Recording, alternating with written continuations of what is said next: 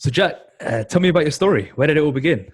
Hey, we're getting right into the deep. All right, I like it. I like it.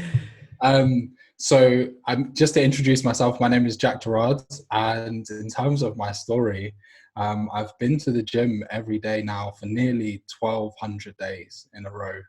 Uh, how did it start? So to be honest with you, it's interesting. Akash and I, just before we jumped onto this, we were recounting how the week's been and whatnot. And for me, it's been a good week. And a lot of the time these days, I'm grateful because things are going well. But when I started this process, that wasn't the case. I started this journey in 2017. And I started doing this gym challenge after the loss of my dad. My partner broke up with me a few months after that. I had a cancer scare and a suicide attempt, all in the space of about half a year, 7 or 8 months. So yeah, it's been a long journey to get to where I am now, but I'm grateful. I'm grateful for the process. And when you started this challenge of yours, were you thinking I'm gonna go for 1,000 days, or what was the initial sort of spark? Because that's some feat, right? No. I live and breathe fitness, but 1,200 days in a row training is quite a feat. Yeah, no, there was not at all. I just said, I set the goal of going to the gym every day for 90 days. And even at that point in time for me, I had stepped in the gym like a handful of times in my life. I had no real love for lifting weights, definitely not for doing cardio. I still don't have a love for doing cardio. Yeah. But yeah, I just set the goal of going for 90 days and then it just compounded from there. Amazing. So let's go back 3 years, because while the feat's incredible, and we'll come on to that a little bit later. I want to really dive into the state you were in when you were at rock bottom. You've mentioned quite a few things there. Do you want to dive into the state of mind you were in and lead right up to even the suicide attempt, and just what the emotions and feelings were around that period of time?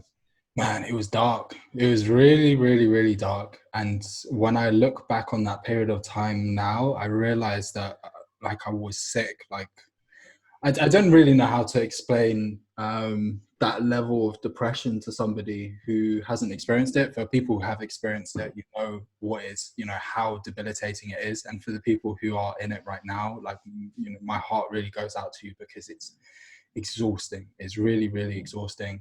But I just had such a lack of confidence in myself, a lack of belief to even be able to, take the smallest of steps forwards in any way, shape or form in my life. And so every day was a downward spiral.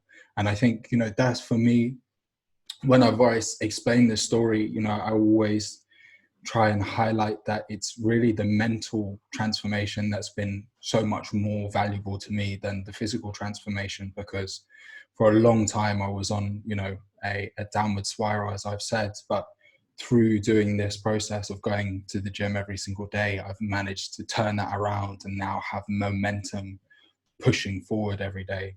But yeah, I was just not in a good place at all. I mean, one of the reasons why you reached out and we connected was around our ethos of the physical is the vehicle, and you embody that completely. Yeah. What made you think that the training and the physical foundation is what you needed at that moment when you're at rock bottom? What triggered you there? It's funny because I don't have an answer to that question. I think I got very lucky. I think I got really, really lucky to kind of just, the whole challenge of going to the gym every day for 90 days. I don't know where that came from. It really was just a very sporadic decision. I just knew that I needed to do something to move. And I guess the best way that I can try and explain it is I have always had this vision in my mind of how I would look.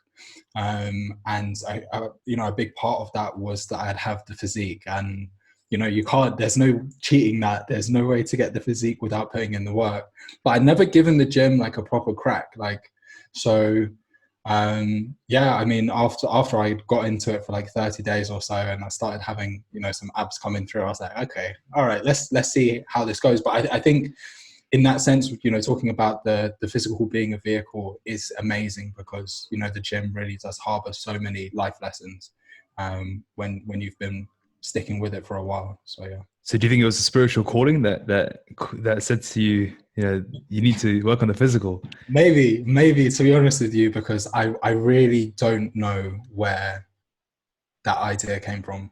And even at, maybe I haven't explained it well enough as of yet, but even for me to go to the gym for 3 days in a row, let alone 90, was an impossible challenge. Like getting out of bed was impossible. So yeah, I think I got very lucky with that. Jakk, I'd love for you to describe that feeling for the listeners, because I think it's an important message. People don't talk about what it is really like in the depths of depression there. And you've just said there quite passingly, you couldn't get out of bed for 3 days. That's not a common thing to hear, right? But it's something people may be experiencing and just not sharing with people. Like, talk about this and try and describe as well as you can, like the feelings you were feeling here, because it's really important to get that, firstly to get off your chest here, but also to people who may be listening can connect to it and find some hope in there. Without question, man. It's very empty. It's a very, very empty feeling. Listless. You're just very apathetic about life. No motivation. It's not just feeling down. I still have days. I still have weeks where I feel down. It's not that. I don't know how to. You are just zapped of all of your energy, and because of that, it's very difficult to look past even the day, because all you're trying to do is just get through the day. And if in ways, if you're focusing on the day with the right mindset, this can be incredibly empowering. But you need to be able to set plans. You need to be able to learn from the past. You need to be able to look to the future and see how you can maneuver and wiggle to stay in control as best as you can of your life. And for me, at least, when I was in that period of time, I couldn't think forward a week, let alone a year, and sit down and be like, okay, I need to start making plans, and doing X, Y, and Z is going to help pull me out of this rut. And I think one of the hardest things as well is when you are lacking in that self-belief and that confidence that you can actually get things done, you don't stick with it for long enough, and you're not consistent enough with whatever it is that you're doing to see results. And that's so important. All you need to do is just have enough momentum for you to see a little bit of results, and then things really start to transform and change. And what spiraled you into it? Like, you said a cascade of events. Was it those events, or was it before that? That's a great question, because to be honest with you, it was those events those events culminated in the catalyst of me trying to take my life. But I'd been that way long before even my dad had passed away. I'd just been making the wrong decisions, making the wrong choices, not taking the right steps on a daily basis to, put myself forward and to become a better person. And it's not easy, it's really not easy to constantly keep fighting and trying to make progress. But at that point in time, I just lost all vision and clarity of how to do that. So, I was already in a bad place before my dad passed away. And then when he passed away and everything else happened, I just crumbled, to be honest. So it's just like almost like the trigger to let it spiral out. Exactly. So something you struggled with through childhood and teenage years. And yeah. And I think it's interesting for me now, because definitely when I was younger, one, I wasn't aware of how much of an issue it was for me. Mental health when I was growing up was still kind of stigmatized. It wasn't really something that you would have an open conversation about, especially as a guy, and especially growing up in South London. Like all of those factors just weren't going to come together. But after spending a lot of time kind of analyzing, the right ways and the wrong ways to go about dealing with this process, and, especially coming to that, that point where I really had to make a change. It has been interesting, because I don't think there will ever be a time where I don't struggle with mental health, but it's not that I'm trying to avoid it. It's just, you need to know how to see those warning signs and whatnot. And when things do get bad, how to deal with that unto itself. Yeah. What are your warning signs? For me, what are my warning signs? I start getting a little bit lazy. I feel lethargic.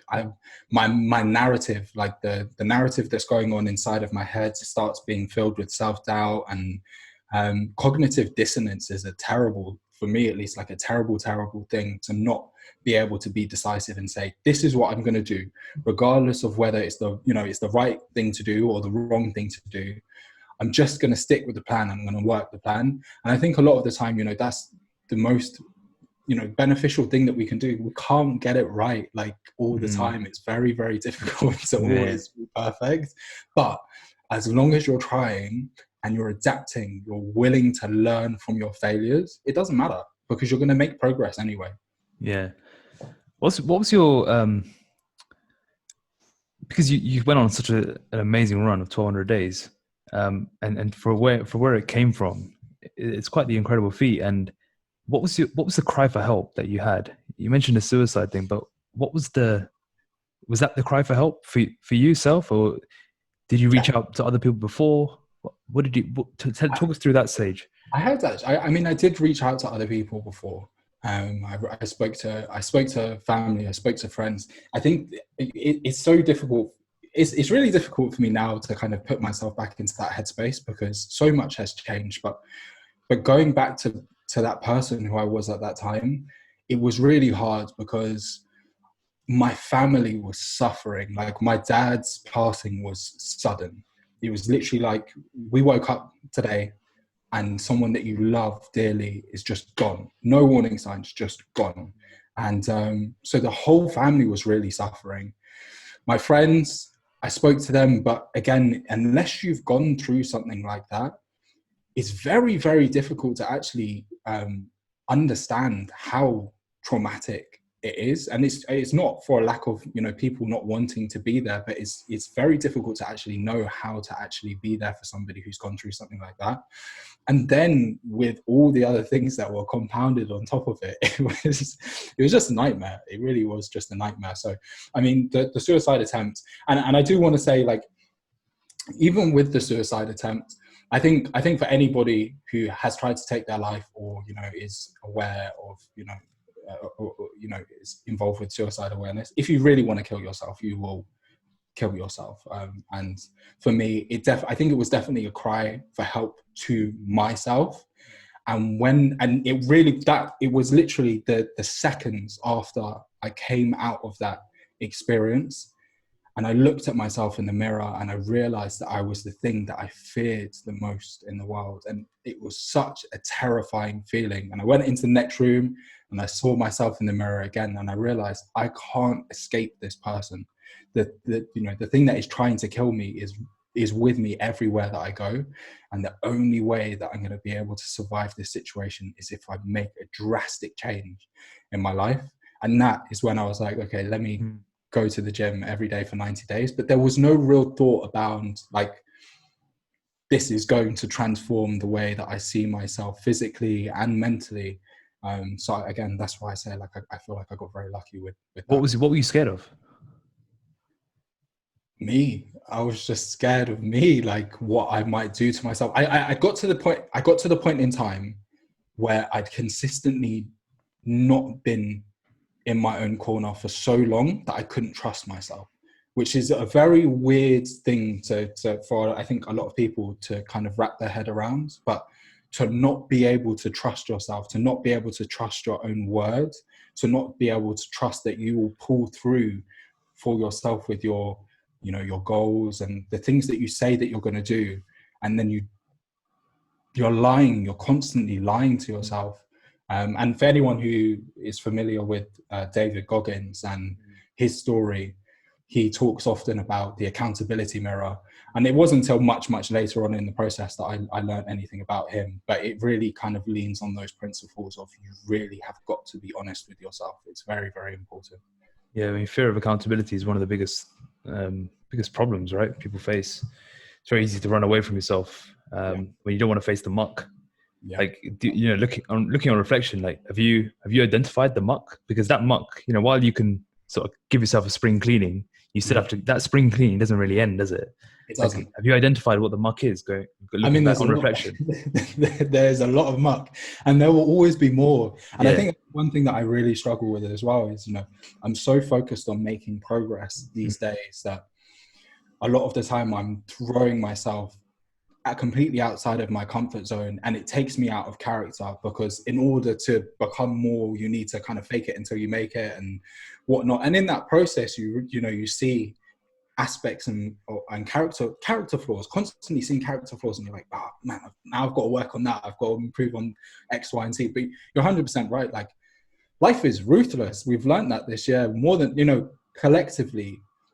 All of us have had our own individual experiences with, how difficult life can be, but collectively in 2020, we've all learned how ruthless life can be, and there are no days off. And I think, for me, that's why I feel grateful for this process, is because in not taking a break, I've always got my eye on the ball as best as I possibly can.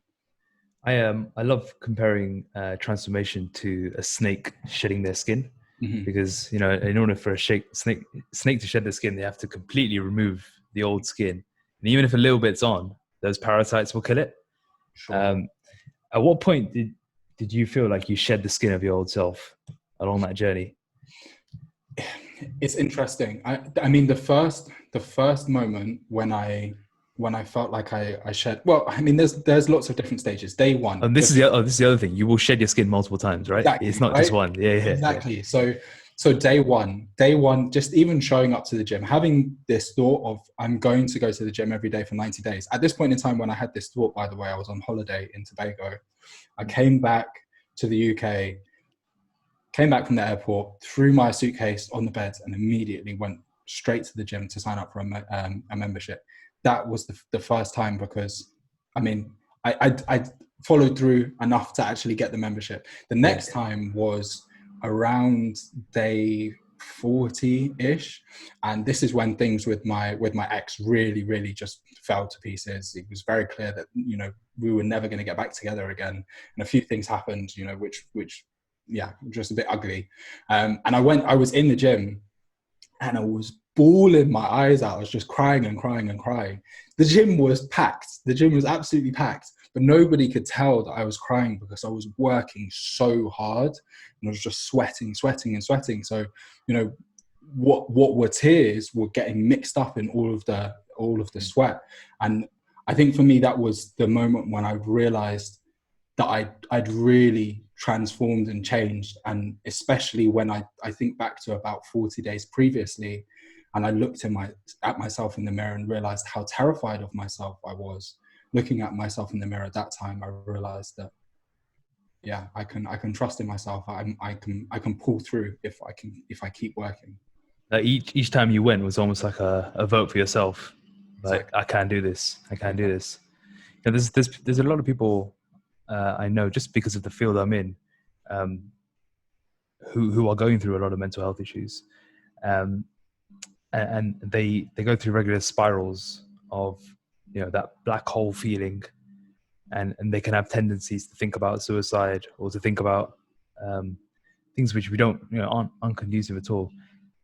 If you had a chance right now to speak on this platform to these people, what would you tell them?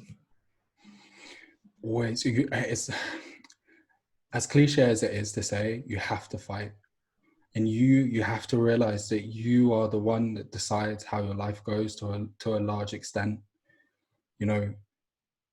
Bad things are going to happen constantly in life.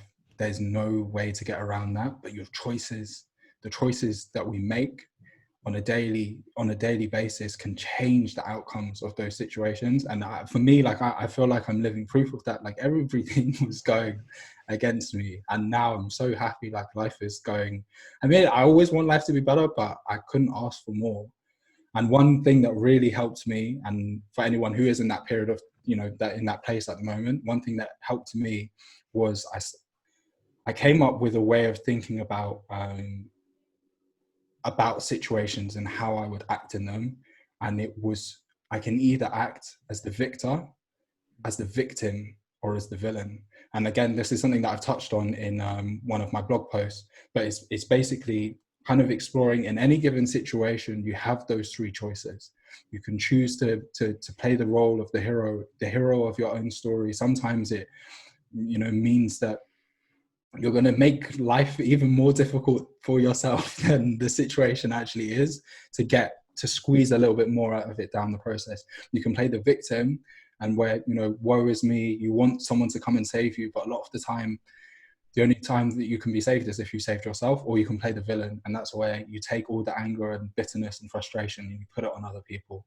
So regardless of whatever it is that you're dealing with, know that there's always a choice, and you can just look and see, okay, what would the very best version of myself do in this situation? And then do that. And if you do that on a daily basis,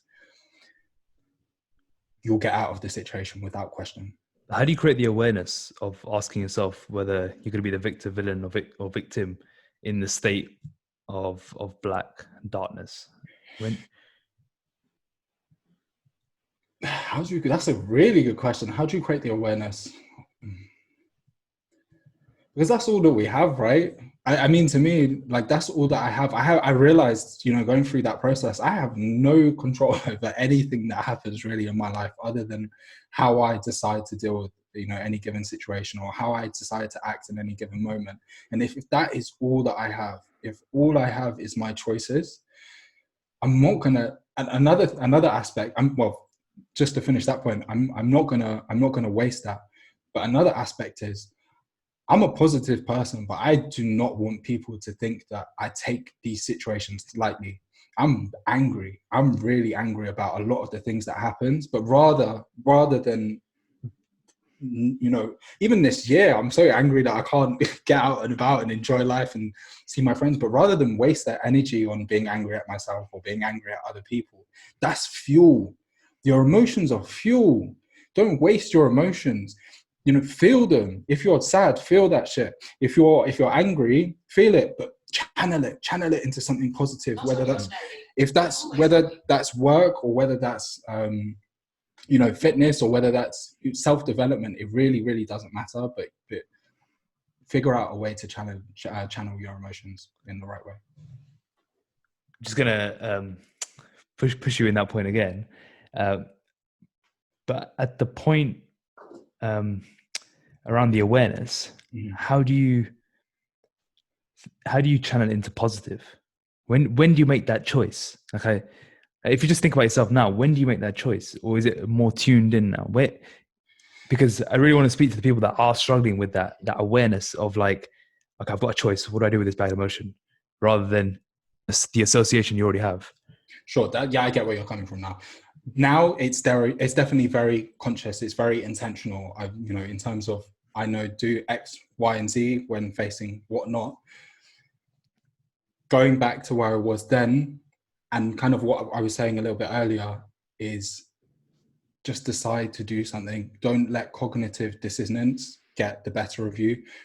To a large extent, we know what is good for us and what is bad for us. For me, I set a really, guys, this is such an arbitrary goal of going to the gym every single day.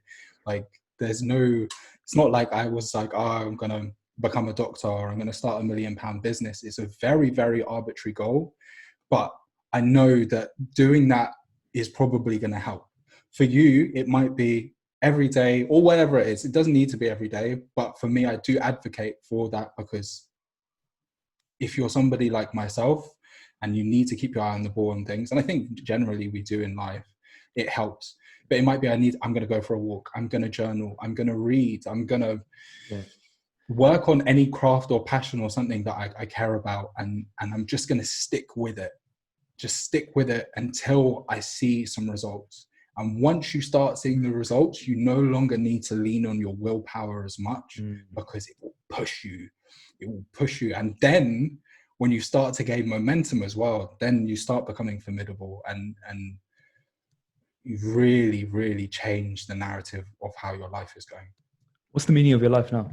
What's the meaning of my life? That's a great question. Damn. I really want to help others. I mean, for me, like, this process is kind of become a little bit redundant for me now. Like, I mean, it's very useful in the sense that it can. What process are you referring to?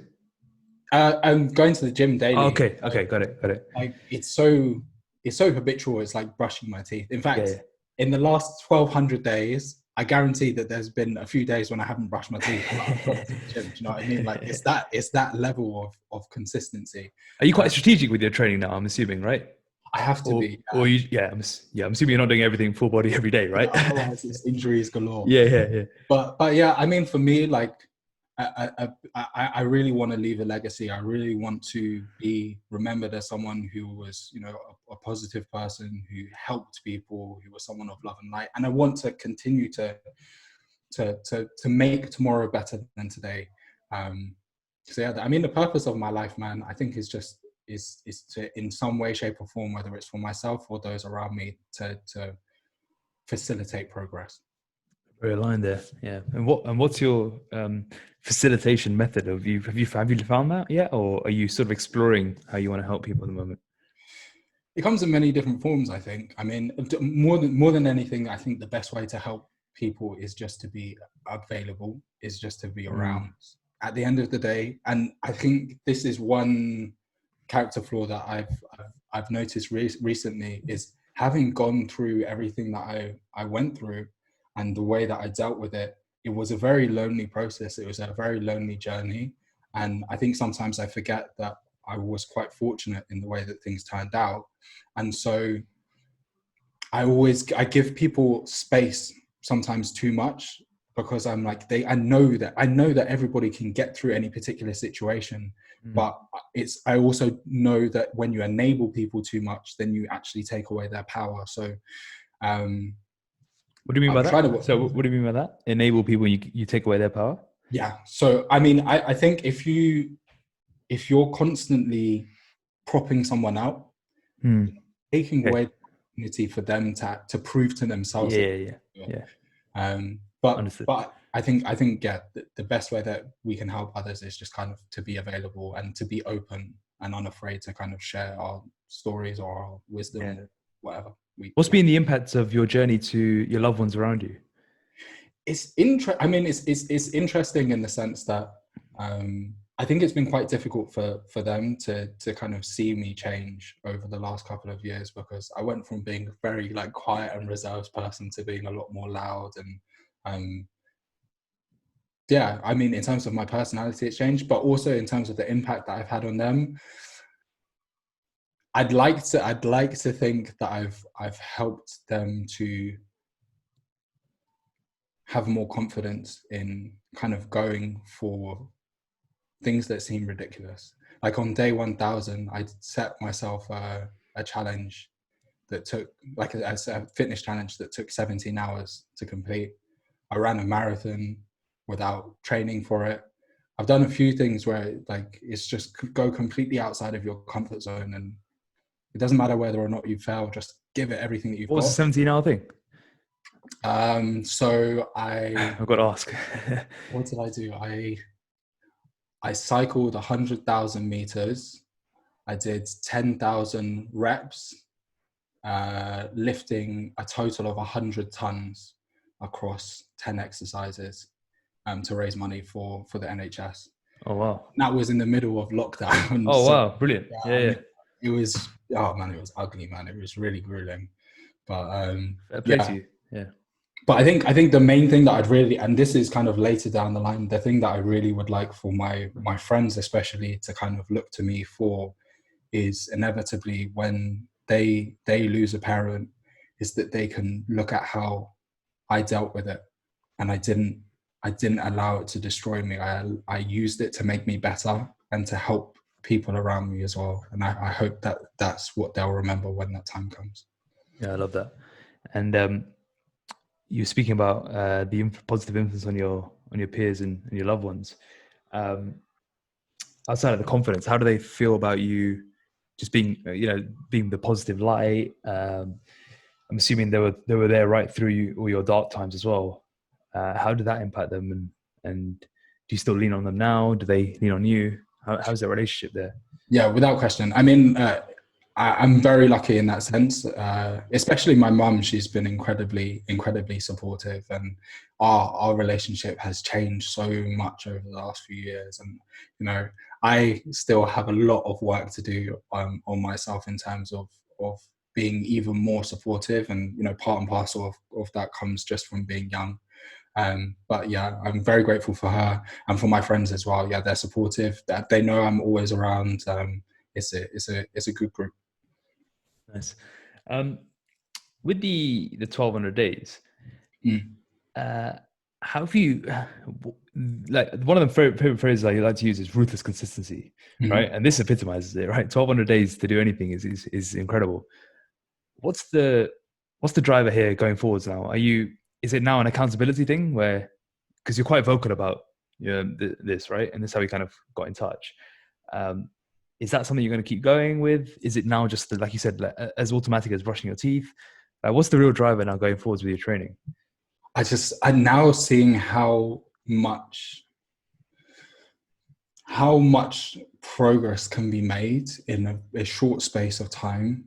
The person that I was to the person that I am now is, as I said, it's really difficult to kind of recognize myself as being the same person, right? And knowing that this is the vehicle, as we were talking about, having like a physical vehicle, this really is a vehicle that allows me to constantly make some sort of progress, marginal gains, move the needle on a daily basis. I'm desperate to find out what else can be done. What other goals that I have for myself can I accomplish? What other things can I do with this life of mine? And especially, counting off the days like this, I realize how short life is. Those 3 years, this is now 10% of my life has just gone like that so quickly. And so now, like, seeing how valuable a day is, I feel that, I guess the main driver now is just, I can't waste the opportunity to become more. And two, I can't stop until I feel like I've impacted enough people with this story and this journey, to help them out of the position and the place that they may also be in too. Yeah. What is your this is probably completely off tone of the podcast, but I'm just curious, being the training geek, is how do you set your training up for this? So I mean, how do you navigate the intensity? So in terms of the intensity, I find that I have to train at around 70 to 80%. Without question, I believe that had I trained 4-5 days a week for as long as I have, I would be a lot bigger than I am now, because I just don't have, my training schedule is not that optimized for gaining mass, and I don't really have that much time. My muscles get a chance to recover because I train them in isolation, but my body doesn't ever really get much chance to recover. So yeah, I really have to listen to my body. That's one thing that I have to do. Right now, I've got a problem with my back from doing deadlifts. It's not an injury, but I know that if I stick to my schedule, because of the way that my schedule is, that yes, very, very quickly it will become an injury, and then I'm in trouble. Yeah, so I have to constantly adapt. And your nutrition and recovery, I'm assuming, is all bang on the point, or training is always on. Well, showing up and training is always on point. Nutrition is a completely different story. Nutrition is very difficult. I think that's something that a lot of us, constantly delve into with the gym. Is going to the gym and training in the gym is the easiest part, but staying on point with the nutrition is more difficult. But I know, when I start letting my nutrition slip, that again, that's a warning sign for me that, okay, I'm slacking. And it's fine for it to happen every now and then, because when I'm on point for too long, I start going crazy because I feel like a robot. So it wanes. Sometimes it's really good, sometimes it's really bad. But again, I know that as long as I'm consistent, it doesn't matter too much because I can get it back. But it's when you kind of fall into those bad habits and you kind of lose those good habits, that's when it becomes an issue. Yeah, so it becomes like another form of a crutch, essentially. Exactly, yeah. Yeah, and training is just, from what you say, training just seems like it's purely mental health now, right? I can totally relate to that. It is, and it isn't. I definitely still have a vision of myself of how I want to look, and it's it's funny because, you know, had I seen the way that I look now in comparison to where I was when I started, I'd be like, What were hey, you, a skinny guy, or you when I was, did you lose a man, lot of weight? super skinny, man. Oh, Super. okay. So you gained a lot of weight, yeah, in a positive way. I mean, you got, yeah, your physiques. You wouldn't think that um, your nutrition's not on point or anything like that. But Unless, it's just the yeah, consistency. yeah, yeah. It's just the consistency. But again, you know what it is in the gym. Like, I don't think as with most things in life, you get to where you want to be, and then you're like, let's go a little bit further. So, you know, that's where I'm at with it. I'm not the biggest guy, but I definitely want to get a bit bigger and lean down a little bit more. Just constantly look for ways to improve and keep the process enjoyable as well at the same time.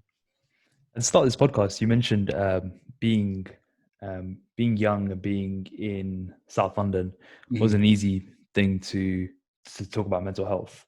Have you changed the paradigm around that? And for people who are in potentially those environments where it's very masculine driven, how can you encourage and cultivate a level of vulnerability to allow mental health the space that it deserves?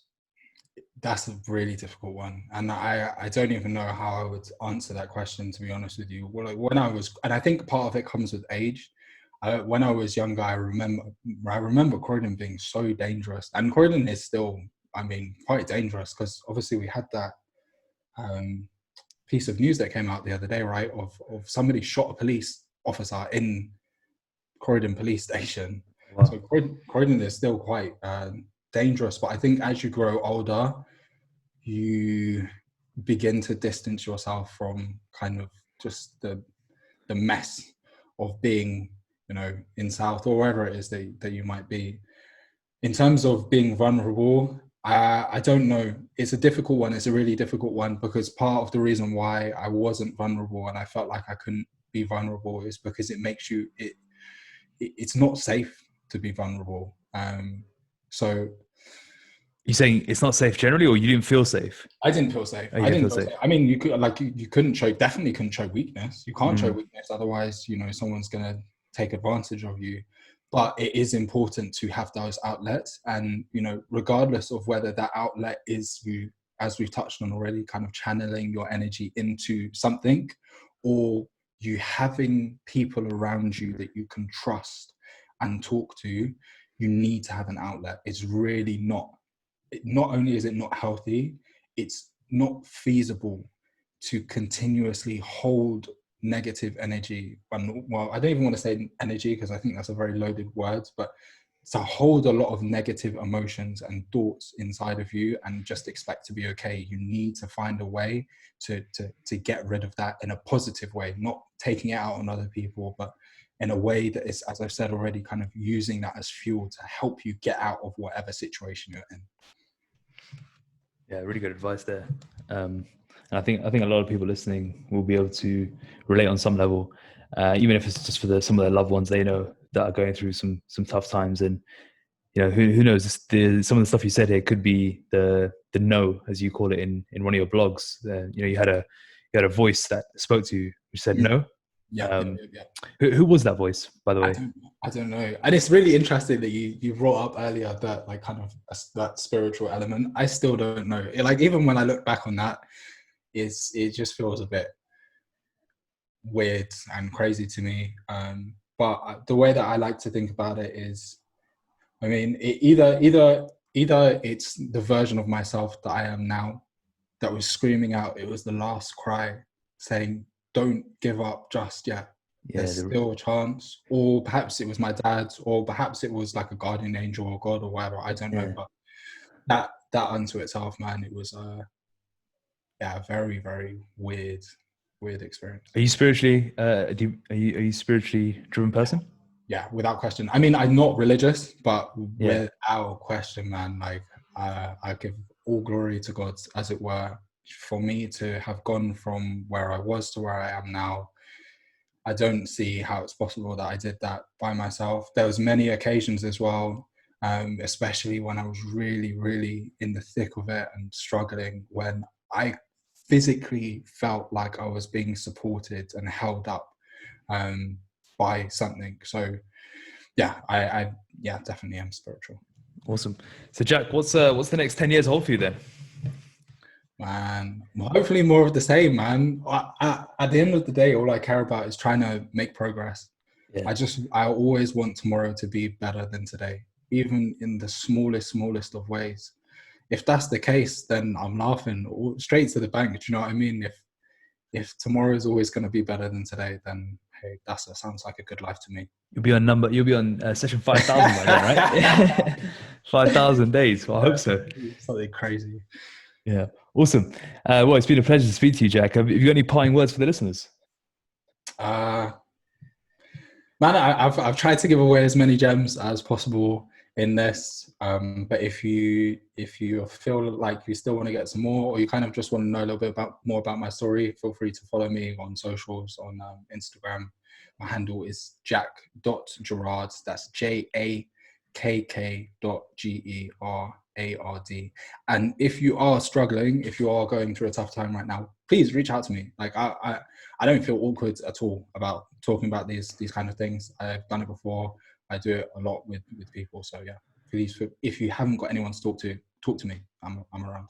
Awesome. Thank you for that. We'll put the handles and your blog into the show notes after. So really appreciate that. It's been a pleasure to speak to you, Jakk, and can't wait for people to listen to this. Perfect. Akash, thank you so much for having me on the show, and yeah, all the best. Absolute pleasure.